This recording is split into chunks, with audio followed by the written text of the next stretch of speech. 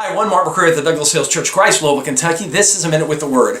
When I was a young man, there was a show I'd watch, Star Trek The Next Generation. And on this show, there was an enemy race that would come up, the Borg. And the thing that they would say is, resistance is futile.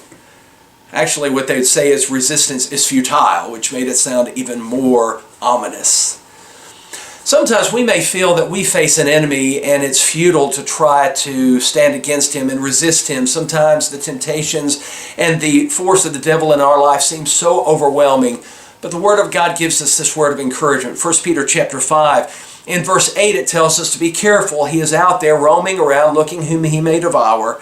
But in verse 9 we are told, resist him, steadfast in the faith, knowing that the same sufferings are experienced by your brotherhood in the world.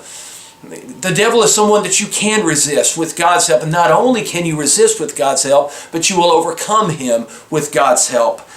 On the other hand, some people are resisting God. Some people bow their backs up against God. You oftentimes see them, they have these sour looks on their faces, sometimes even the assemblies. The Word of God will not penetrate their heart. They will always fight against God. And to those like that, we want to give this warning. There's no hope and future in a life like that. Look what happened to Pharaoh in the Old Testament. He hardened his heart against God, and his kingdom was destroyed.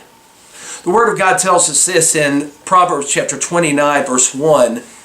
He who is often reproved and hardens his neck will suddenly be destroyed, and that without remedy. If you are fighting against God, stop fighting against him this morning. Not only does he know what's best for you, but he wants what's best for you. Resistance is futile when it comes to God. Submit yourself to him, and you'll find lasting joy within your life. That's this week's Minute with the Word.